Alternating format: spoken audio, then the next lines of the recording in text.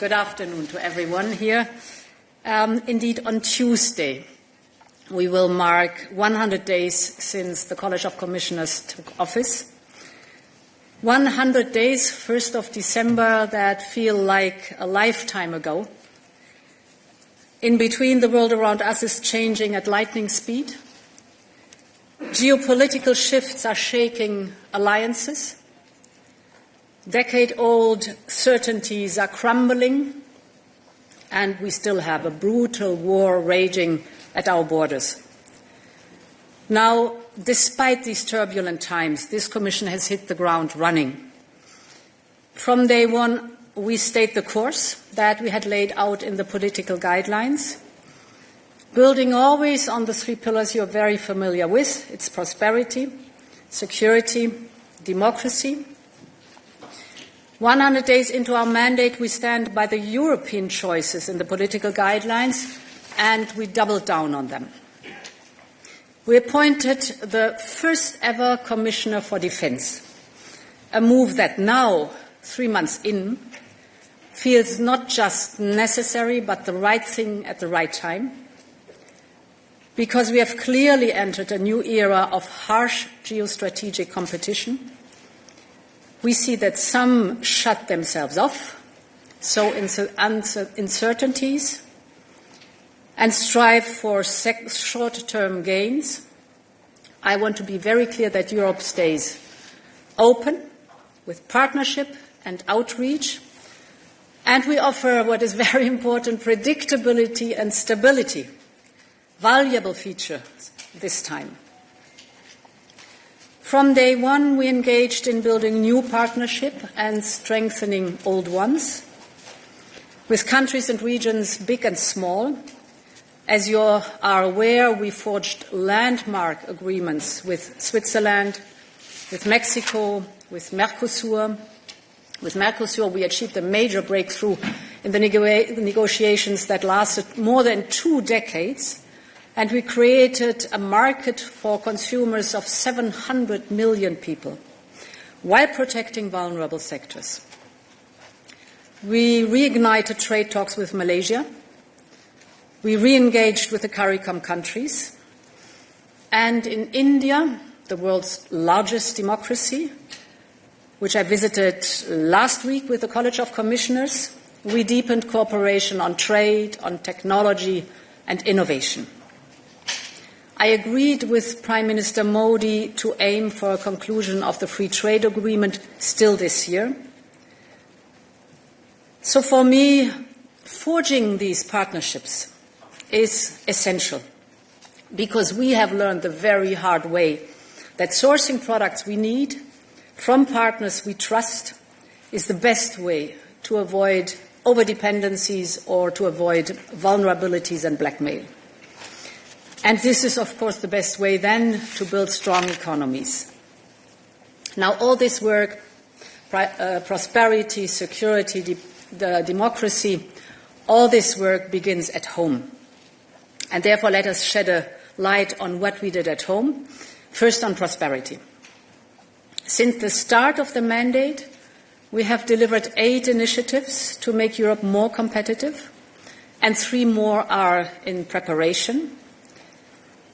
We started with the competitiveness compass. As you know, this is the translation of the Draghi report into a Commission communication, basically showing the roadmap ahead of us, our North Star for a stronger, more prosperous Europe. And it works hand in hand with the Clean Industrial Deal, here supporting energy-intensive industries and clean tech, the joint roadmap for decarbonization and competitiveness. And the day we agreed the Clean Industrial Deal in College, I also discussed it with the European industry at the Antwerp Summit. Now, in parallel, we're zooming in on sectors that are key for Europe's industrial base and are undergoing the biggest transitions. So this is the reason why I started engaging directly with agriculture, the agricultural sector. We have now the vision for agriculture. I engaged directly with the automotive industry, with a strategic dialogue for the automotive industry that resulted in the action plan. And we started the dialogue with the steel industry, and an action plan on steel will come soon. Others will follow. Other strategic dialogues will follow. In parallel, we are busy cutting red tape. You are aware of the 2 omnibuses that started. And last but certainly not least, this week I signed a new pact for European social dialogue, and we proposed the union of skills because the social market economy is at the heart of the prosperity of the European economy. On all these, the direction of travel was always clear. What has changed in these 100 days is the new sense of urgency, because something fundamental has shifted. Our European values, democracy, freedom, the rule of law, are under threat. We see that sovereignty, but also ironclad commitments are called into question. Everything has become transactional. So the pace of change has accelerated, and the action that is needed has to be bold and determined. Consequently, this week brought unanimous support for rearm Europe. You're familiar with the 800 billion package for defense. And that is historic. This can be the foundation of a European defense union. We will drive the rearm Europe plan forward with full force. The idea behind it is we must unleash the full potential in the face of concrete threats. And if we can team up with other like-minded countries, such as the UK or Norway or Canada, the potential is even greater. And it's important to state that economic strength and Europe's plan to rearm are 2 sides of the same coin.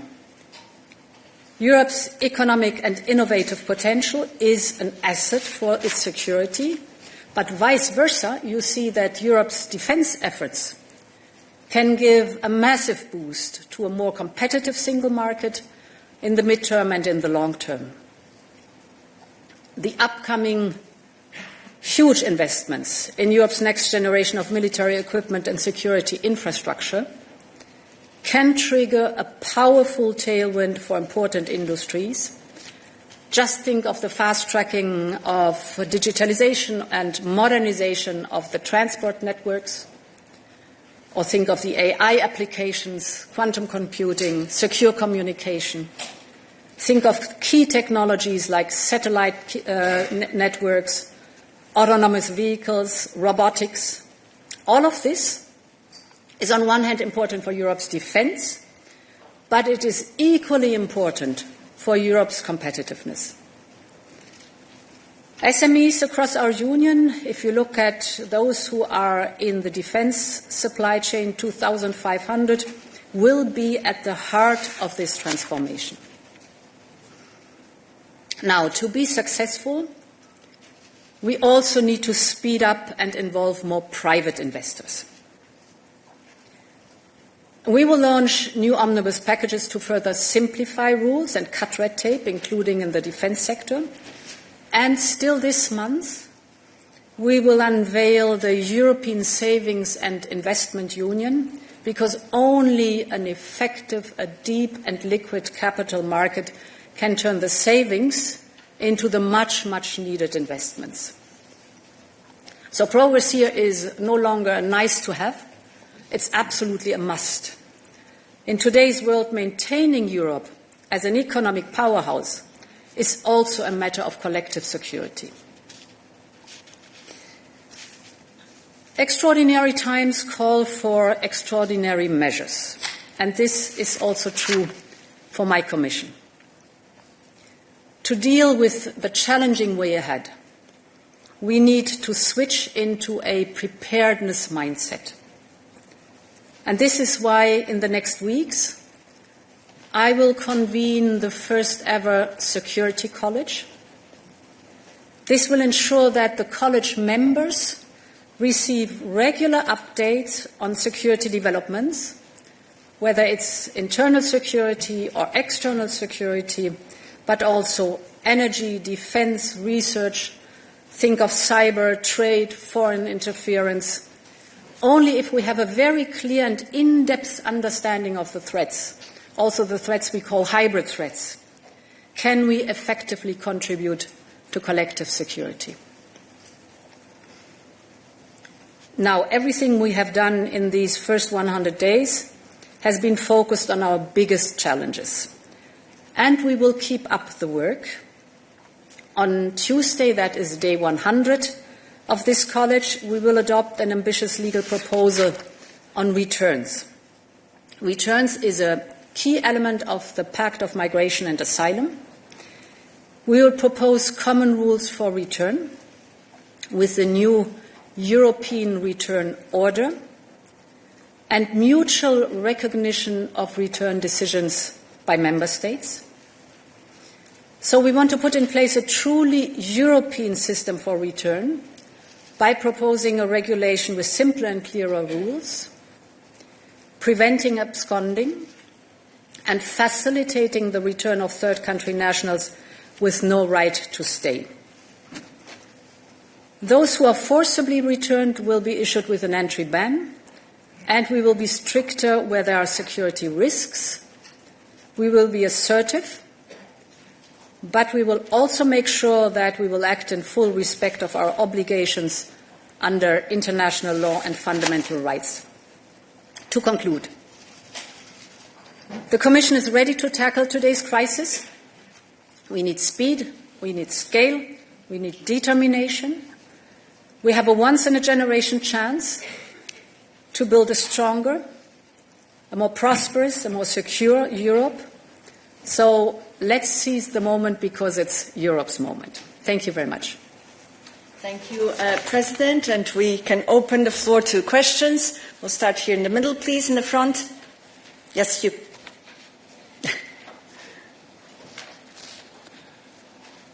Thanks a lot. Thomas Kutschka with Frankfurt Allgemeine Zeitung. Madam President, my question is on defense, specifically on the white paper, which is due in about 10 days now.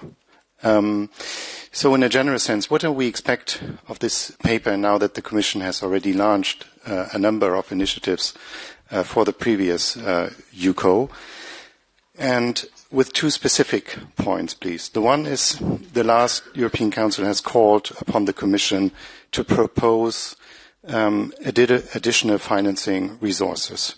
And there's clearly a wish of many member states that this includes Eurobonds. So could you please update us on what your thinking is about this, given the changing circumstances? And the second issue is nuclear. I think the Commission has been tasked to explore the full range of options for European security in the white paper. So would this also, or could this also include the nuclear dimension? And do you see any role, a potential role, for the Commission in advancing this dialogue that French President Macron has launched? Thank you. So let me start with the last part of your, I would say 3 parts of your question. Nuclear deterrence is and will always remain a purely national prerogative. So the Commission has no comment on that one. The second part of your question was about the white paper. Indeed, we issued now, or we proposed the 800 billion package, Rearm Europe. But this is one part that looks at giving the member states fiscal space and creating fiscal space also for joint procurement, which is so important. Of course, in addition, also the private sector. But a white paper is much, much more than that. It's first of all an analysis of the threat scenario that we are confronted with so that we know what's going on and what the state of play is. Then proposing, of course, actions or reactions to these threat scenarios in the analysis. And then there are many, many topics. For example, if you look at the future of the defense industry has to substantially change. There will be consolidation. There will be much more speed and scaling up, has to be much more speed and scaling up in the defense industry. It has to be structured differently to really meet the demands that are coming. Also, the important role of being complementary with NATO. I keep emphasizing, and I think it's very important, that we will not reinvent the wheel, but we will build on the very successful coordination with NATO when it comes to standards and norms, or when it comes to the analysis of where do we have the gaps. So there's a wide range of topics that have to be discussed, and this will be part of the white paper.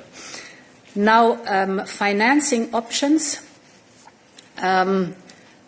So whatever the financing options are, we will have to raise money. So also the new instrument that we are creating, the 150 billion, you have to raise money. For that, the Commission is borrowing against the headroom and then on-lending the loans to the member states. The same is with the triggering of the national escape clause. Of course, the member states have to go to the capital markets and raise money for these defense expenditures. So however you then shape in the very end the handout of financial means, we will have to raise money on the capital markets. And of course, then is most important that this push in the defense industry, which I described in a few sentences in the introduction, will have, if we do it right, an enormous effect on our industry, because this is really going to the frontier of innovation and development and speeding up with scale the production that is so necessary for our defense posture. And we move on. Yes, Dan, please.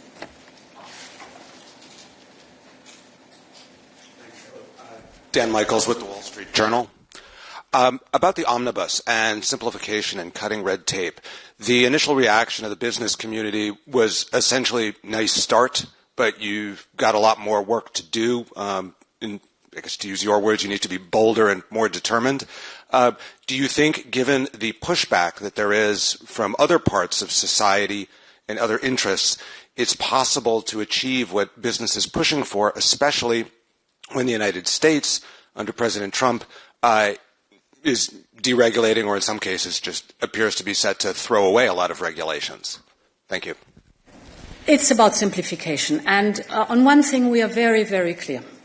We have our common goals cast in law, that is climate neutrality by 2050 and at least minus 55% by 2030. How we get there is flexible, pragmatic and adaptable, technology neutral. That's very important because it's a huge transformation. The global economy is undergoing. No one has done it before. So you have to be willing and able to adapt all the time without leaving the sight on the goal that we have agreed together. I think this is very important for that. For this also you need simplification and speed. And I'll give you an example from taxonomy. I think this shows why you can have both goals, stay true to the goal and be faster and simpler. Taxonomy, with the changes we introduced, 90% of the companies are out of the scope, so do not have to deliver on reporting on taxonomy. But what is affected is only 1% of what is actually it's the carbon border adjustment mechanism, 1% that is coming to the market. So 1% of carbon footprint is affected by that, 99% not. And these are points where you see that simplification can be done without letting the goal out of sight. So, yeah. Let's proceed here on the right, Virginie. Oui, bonjour, Virginie Maringue du Monde. J'ai deux questions. La première, à propos des États-Unis, vous continuez à en parler comme un allié. J'aimerais savoir ce qui, dans le comportement des États-Unis depuis 6 semaines, vous fait penser que c'est encore un allié. D'où ça sort. Seconde question, pour rebondir sur la question de Thomas, vous avez dit des temps extraordinaires appellent des réponses extraordinaires. On parlait là de défense. Vous avez annoncé que vous alliez convoquer un collège de la sécurité.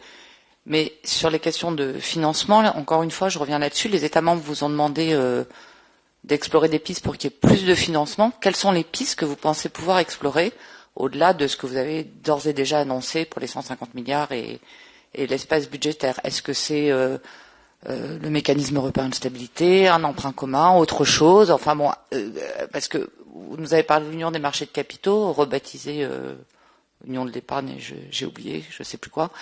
C'est la même chose, mais côté public, où est-ce qu'on peut trouver de l'argent et comment? Merci. Yeah, I mean, it's a huge amount that we are offering now to member states or for joint procurement, 800 billion. So that's enormous. And therefore, I think we will focus now on delivering the legal proposals, which is under time pressure. We are under time pressure to do that. We want to do this before the next European Council. And this is where the focus is on. Of course, if there are interesting ideas, I'm absolutely willing to look into this. But the tasking of the European Council was very clear, that we deliver on the national escape clause and that we deliver on the proposal with the new instrument with 150 billion euros in loans for joint procurement. We are looking into the topic of cohesion funds, as you know, and to deliver on the private sector, the Savings and Investment Union, and a different lending pattern of the EIB. Cut, the other part of your question, the United States, they have been for more than 80 years our closest ally, and in the face of adversity, the US and Europe have always been stronger together.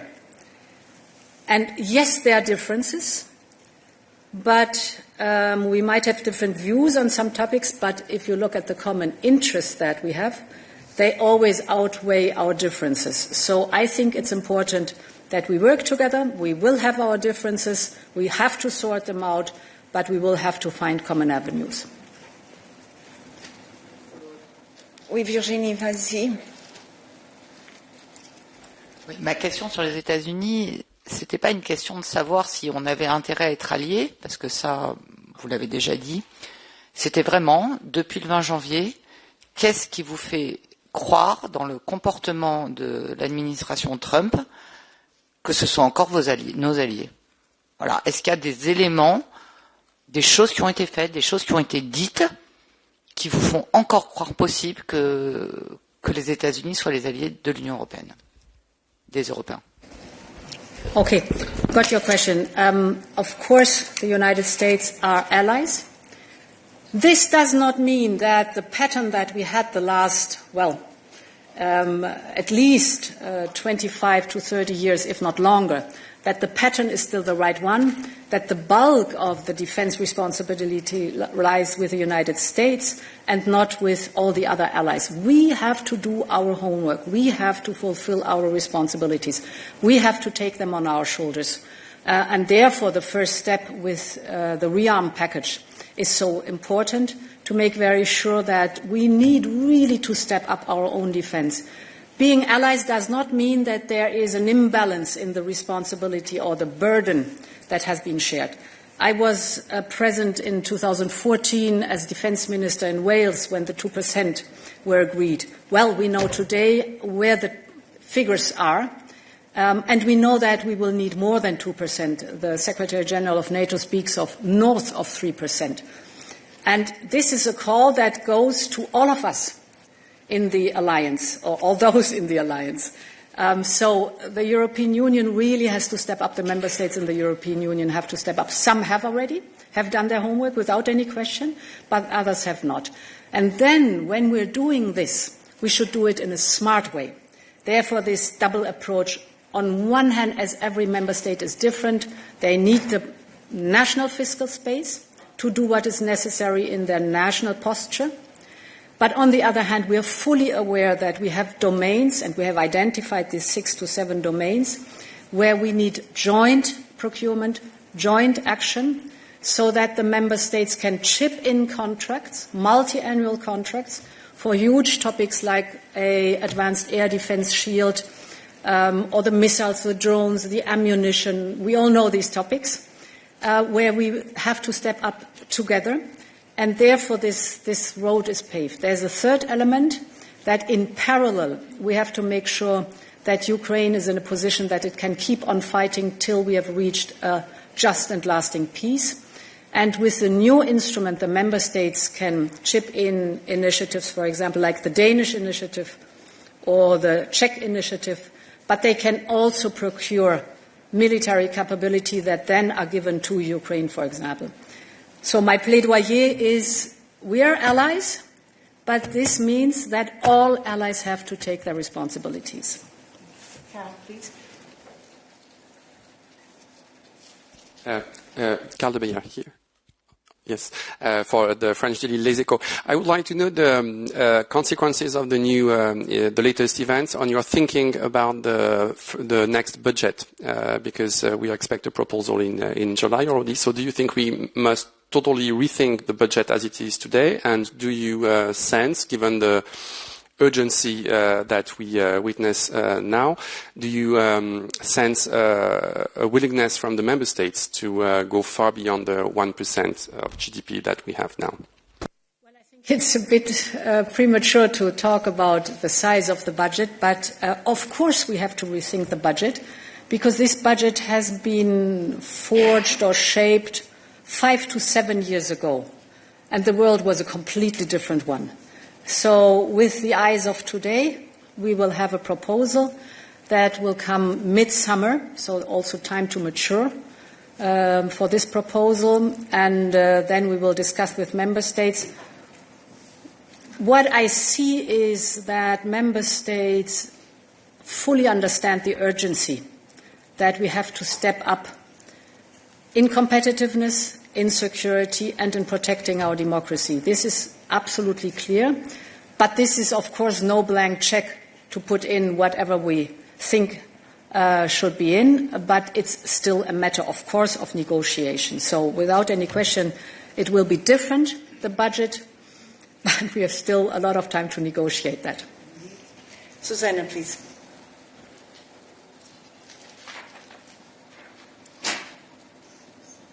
Thank you. Here. Susana Freixas for SIC and Expresso Portugal. A kind of follow-up question, because on Thursday, President Costa said that there should be no taboos, and he was mentioning common borrowing for grants. Clearly, after 2 questions, you avoid the word grants or common borrowing for grants. So my question is very direct. Do you think that there is no need for common borrowing for grants? So this is my first question. And if I may, a follow-up question also regarding the relation with the US. Do you think that at some point during your mandate you will have to de-risk the relation with the US as you have done with China?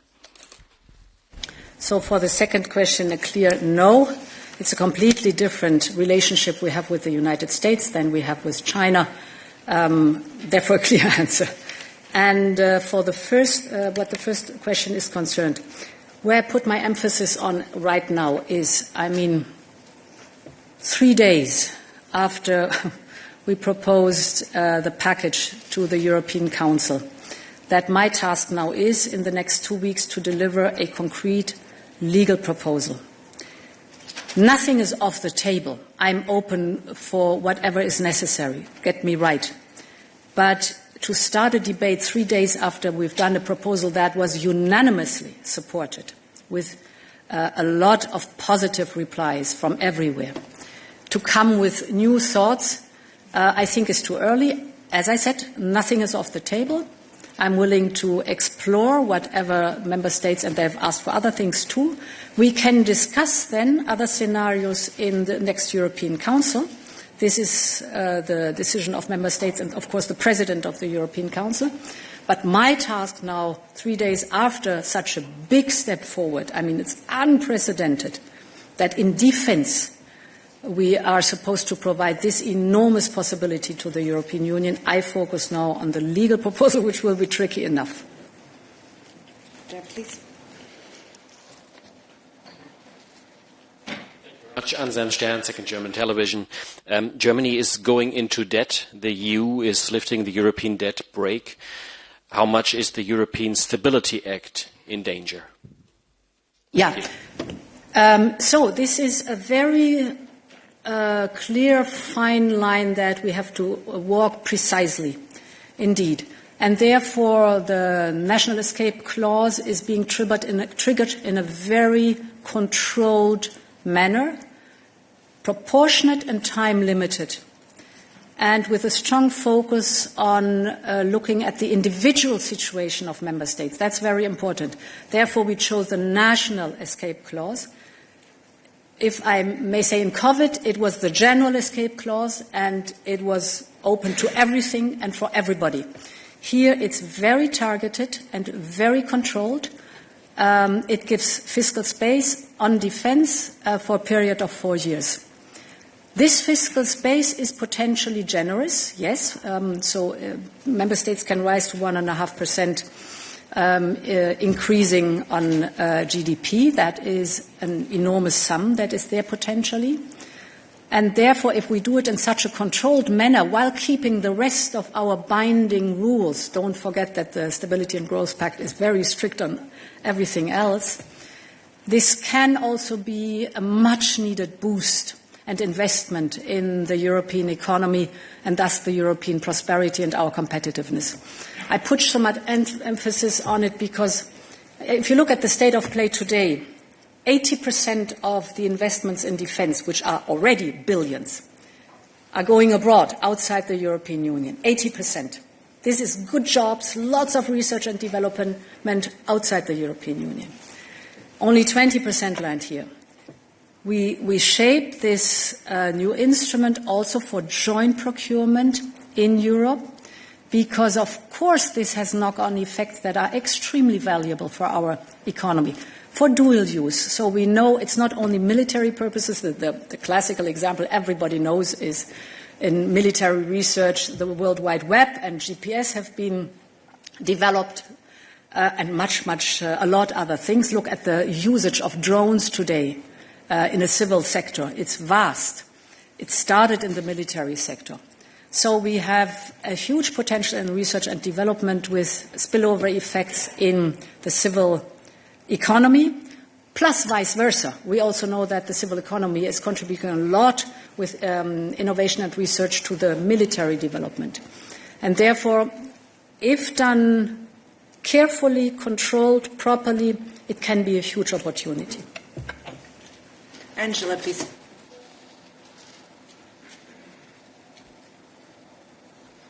Yes, Angela Mauro of Post Italy. Thanks for the opportunity. You've just said joint procurement for expenses in Europe. And my question is, as there is a big discussion, there is a discussion on the Buy European clause between France and Germany. What do you think of this? And if I can, another question on the name, rearm Europe. Some say it's unpopular, like the Italian Prime Minister thinks it's unpopular. I think you don't repent the choice. Can you explain us why? Thanks. So the name describes what is happening. I mean, if you look at the history of the development of defense investments and expenditure, I think we were around about 4%. At the end of the Cold War. Then, rightly so, there was a reduction of defense investments. It was the time of the end of history, Fukuyama. So all these affect the peace dividend, yes. But then it went further than only a peace dividend and went into, because of tight budgets and financial crises and so on, into decreasing in underinvestment, at least 1 or 2 decades of underinvestment.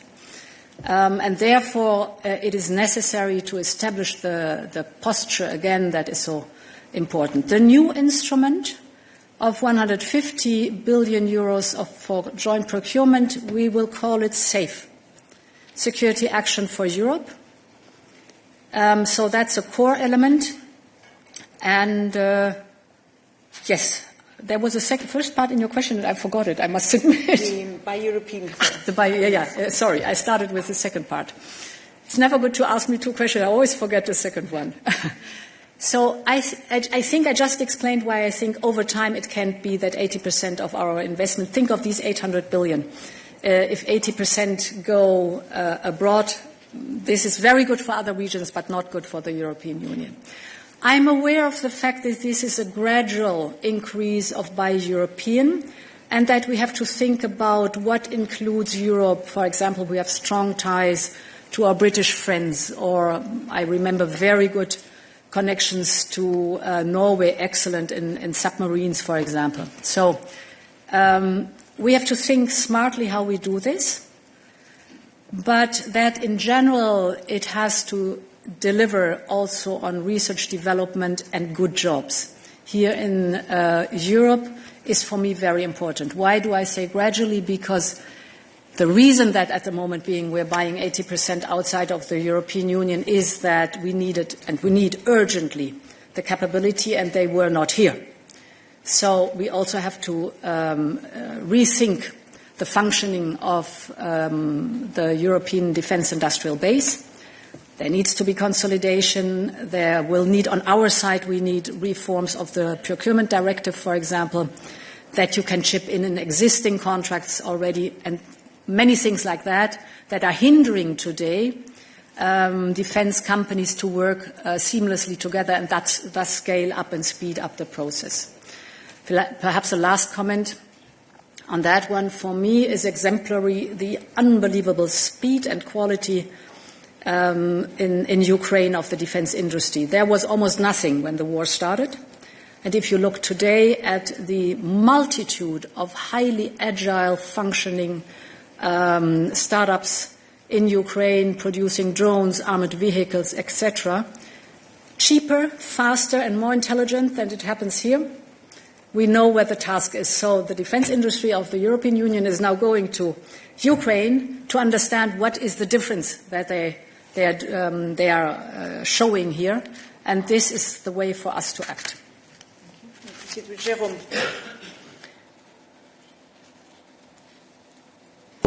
Jérôme Cartier de l'agence France Presse. Vous marquez les 100 premiers jours de votre second mandat. Donald Trump va bientôt marquer les 50 premiers jours de son second mandat aussi. Et depuis son retour, il a multiplié les attaques contre l'Europe, soit directement, soit par la voix de son vice-président. Vous avez évoqué aussi la nécessité d'un dialogue avec Washington, et on a le sentiment très net que la Maison-Blanche n'est pas pressée de rencontrer l'Union européenne. Est-ce que vous croyez aux vertus d'un face-à-face avec Donald Trump, et est-ce que vous travaillez en ce sens? Est-ce que vous souhaitez le rencontrer, en d'autres termes? So I first met President Trump when he was in his last year of his first mandate, and this was the first year of my first mandate. So we've met already. We had a phone call. We spoke with others in the G7 VTC. So there are contacts, but I think also we will have a personal meeting when the time is right. And this is the state of play at the moment being. Yes. Alexandra, please.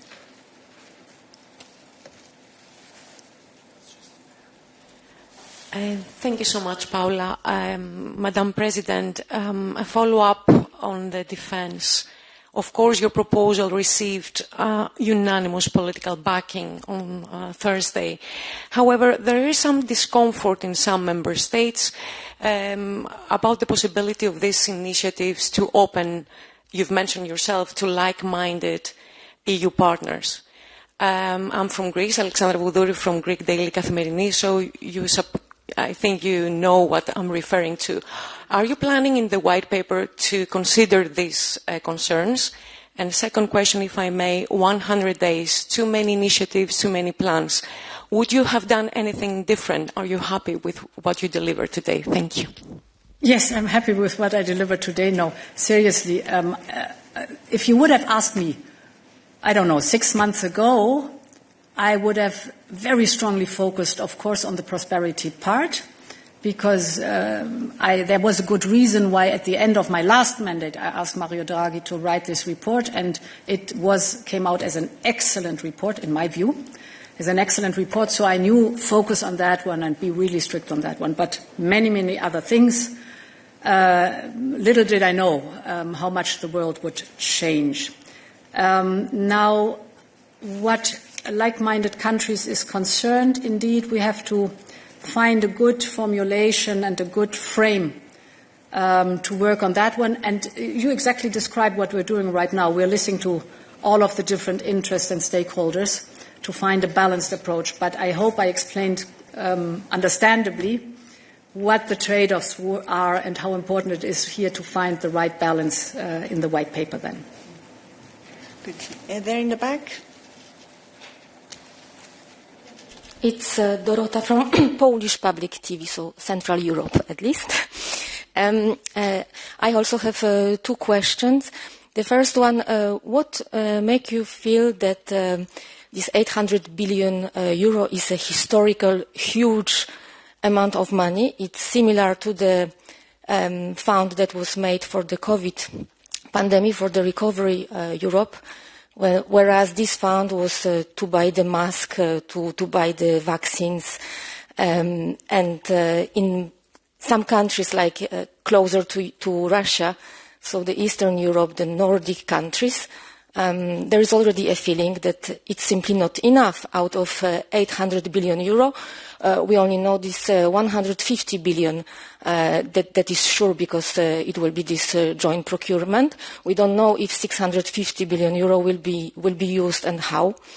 And if the Russian soldiers come to Poland or another country, so we cannot just announce lockdown to the citizens. And the second question, the Commission was planning to announce to stop import and buy Russian energy sources. Actually, it was supposed to be announced in February, and it disappeared from the agenda of the European Commission.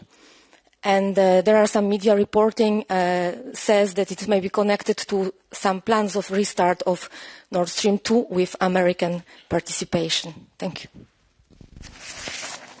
Yeah. First question. Let me have a look. Yeah. So first of all, Next Generation EU came towards the end of the COVID pandemic.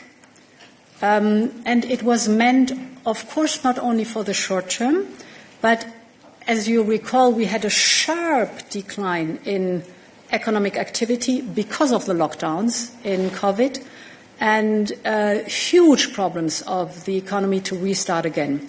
And therefore, Next Generation EU was the much-needed investment push to give an incentive again to the economy to open. And then you see we had a sharp decline and a sharp increase again of economic activity. What we wanted to prevent with this 850 billion Next Generation EU was that you have a sharp decline and then very slow recovery following after. And for that, this massive investment boost was there. And it helped a lot. It helped a lot. I say that this 800 billion for defense is so historic because investing in the economy is a known pattern of the single market, of course, for the European Union. Investing specifically in the defense industrial base is very new at that scale for the European Union. It's a discussion that was always very strong in NATO, but now it's a discussion that arrived also, rightly so, in the European Union because the European Union has to care for its own military posture and has to be able, as I've described, to face the threats that we are seeing. So this has never happened before with that intensive and this focus, and it is the right move, I think. Your second question was on Russian gas, correctly. So it's worth to look at the political guidelines where I commit very clearly to phasing out the Russian gas, and I stay, of course, committed to that one. This is an absolute must. We've been successful, but we always see, of course, that there are loopholes where we have to be careful and we have to work on. And the fact that we excluded or tried to get rid of the over-dependency on Russian gas caused also enormous trouble energy-wise, but I think it's also proof that when asked to act in a joint manner, what we did, you can get rid of this over-dependency and develop a secure and affordable energy market. One of the points where it's always worth to look in, Repower EU is still working, and the purpose was and is to get rid of our dependency, and the affordable energy action plan that we have just issued, I think, last week, is also a very good roadmap to see how we're going to want to move forward on that topic. Jennifer, please. Thank you. Jennifer Rankin from The Guardian. It's over here. First of all, a follow-up. What would Norway and the UK have to do to be included in any buy European provisions? Would they, for example, have to agree to stop buying US-made defence equipment? Could you sketch out your thinking on how to include non-EU countries in buy European? And secondly, I really wanted to ask about Ukraine, because at the last European Council there were a lot of discussions about the medium term and the long term. But can you give us a sense of when you expect agreement on the Kaja Kallas initiative, on what steps the EU will be taking to support Ukraine to provide military aid this year, given how critical the situation is and the gap that has opened up with the very big gap from the loss of US aid? Thank you. So, the non-European Union countries, the first part of your question, if you look at the pattern of the defense industry, you see that there are already very strong ties. So companies are already working cross-border. We do not have to reinvent the wheel. We have to think about a smart mechanism, how we can use this cooperation that is already established and at a high level of quality. I wish for more speed, but the level of quality is very high. Ukraine, we have made sure that the financing gap for the economic survival of Ukraine is closed this in 2025, focusing on this year. And indeed, I mean, if you look at what the European Union delivered overall, it's 140 billion euros, and this includes the economic survival or stability of Ukraine in the year 2025. If you look at the military supply, 52 billion euros have been worth military equipment have been supplied to Ukraine, actually on par with the United States. Here we will have to step up without any question. This initiative, Rearm Europe, helps a lot because it gives in two ways at least, and the third one is the possibility of private investment also, possibilities to be faster and more targeted in supporting Ukraine. Good, and we cannot forget our colleagues online, so we turn to Momchil. One question from online. Yes, hello. We come to you, Momchil. Good afternoon. President, I have two questions. First question, President, last year during a pre-election debate, you said that parties like Revival in Bulgaria and others in other European countries want to trample our values and destroy our Europe. But we at the EPP... Momchil, I'm sorry, we cannot see you, Momchil, and you know the rules, right? Okay. We need to be able to see you. Do you see me now? No.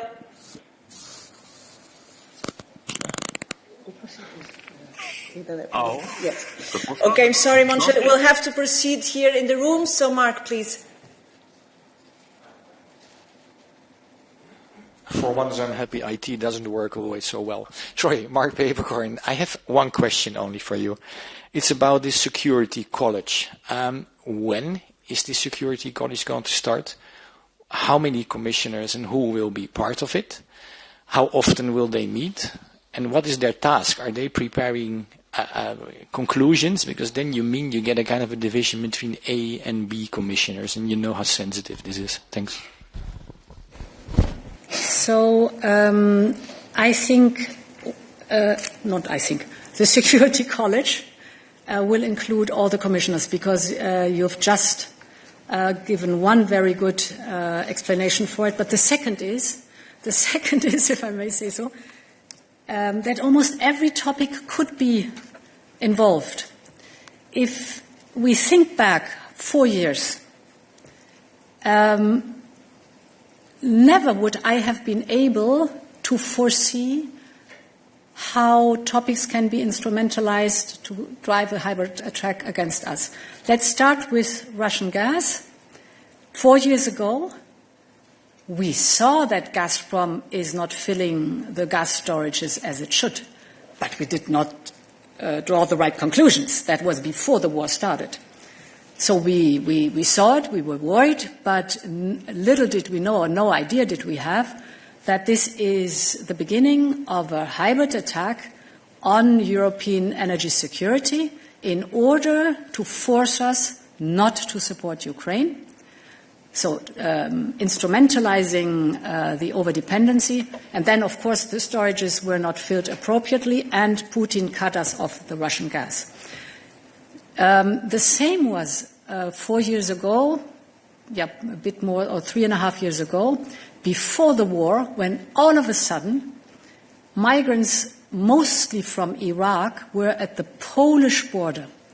And Putin knew very well at that time this was our soft spot, and used migrants to drive a hybrid attack. We were used already to massive cyber attacks and all these topics. But by that I want to say this is the Commissioner for Energy and is the Commissioner for Migration, for example. Without all this knowledge about hybrid attacks, we would never have thought in this wider sense. And therefore, the mindset of preparedness, as we have it displayed in the Minister report, that you have to be wider in analyzing the threats, is an important conditio sine qua non for the whole college, for the Security College. Security College convene in due time. I cannot tell you the exact date, I'm sorry. How often depends a lot on the urgency, of course. So it will be convened more often now than it would have been the case 4 years ago, for example. Important is that we get regular briefings from the relevant security services to be ahead of the curve and to remain ahead of the curve. So knowledge is important. In-depth knowledge of the security services is important. The analysis of the situation, the understanding what is coming, and of course then the political steer on different fronts where we have to deliver. I think it's important because I realize also in the discussions that we normally have in the college, we are very focused on the files that we deliver during that day. That's good. But this specific focus on what is the security landscape, what does the security landscape look like, where do I have to be attentive, what do I have to prepare potentially for something that is coming to be then able to deliver when it's necessary. Henry, please. Thank you so much. Henry Foy, Financial Times. Two questions. The first one's very simple, yes or no. Do you think that member states who take a slice of the 150 billion could, if they wanted to, spend it on an F-35 US fighter jet? It's a yes or no question. And secondly, the Ukrainians will sit down with the Americans this week for negotiations over a peace deal. That's something you and other member states have been demanding, is that they're involved.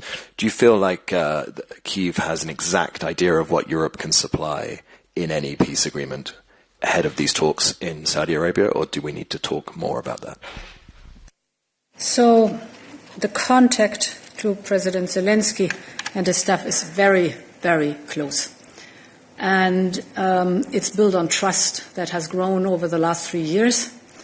We've basically gone through thick and thin, so we know that we are reliable for each other in crises or extraordinary situations, and that we can most of the time find solutions. Not always, but most of the times we find solutions while working very, very closely together. And of course, the talks that hopefully lead to a just and lasting peace, the talks around security guarantees, for example, are talks where we often also explore what is possible, what is in the first line. For example, the strongest security guarantee, of course, would be NATO membership. That is at the moment not possible. Then the second element, the most important, is a well-equipped, functioning Ukrainian army, armed forces. And then you can go into detail. So there's a lot of very fruitful discussion that we have. And, how do I say it in English, this is a common learning process also. Because, again, these are uncharted waters. And together we have to find the best solution. So member states nationally, of course, can decide what they want to do with their national military posture. Important is, and this is also, of course, the NATO military posture that is embedded in the norms and standards that are agreed together. This is important as a security matter. The joint procurement will be different. So there you can chip in or develop the possibility for joint contracts. Important here is 2 or 3 or more, 5, 6, 7 member states agree on a joint procurement domain. I think very important is what was not possible so far. You can come later to the contract without doing the whole process again. And these contracts can be multi-annual, for example, to give you an example for the features that we are discussing and putting on paper right now. Multi-annual also was not possible right now, a constant complaint of the defense industry. And of course, there are more possibilities for the defense industry really to deliver fast and effective. David, please. Thank you very much. David Carretta, Radio Radicale, Italian Radio. You've said several times that the US are still ally. But after the decision that the Trump administration took on Ukraine, suspending military aid, suspending sharing of intelligence even for air defense, yearly detection of mass missiles, the fact that the Vice President has campaigned and is campaigning for anti-democratic forces in Europe, in the EU, would you say that the Trump administration is still an ally, or it's time to confront them in a different way? Thank you very much.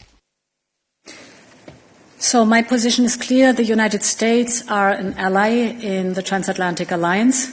We have our discussion points without any question. And who am I to speak about? I just realized about the Transatlantic Alliance. From the viewpoint of the European Union, I think it's a very strong wake-up call and Europe's moment now really to step up in defense and giving ourselves the posture that we need. Yeah. Okay, good. So we're coming to an end. The final 2 questions. Here, please. Yes, you.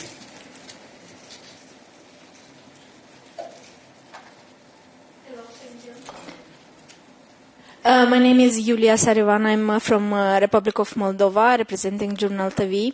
So, just before the special summit, President Macron said that Russia's next target is definitely Moldova and Romania, especially in terms of disinformation and cyber attacks. So in the meantime, the European Union is strengthening its defense through rearm Europe. What does this plan mean for non-EU countries as Moldova is, and can we expect even more support from the European Union? Thank you. So Moldova, for sure, as a candidate country, can expect a lot of support from the European Union, and I think we are on a very good path.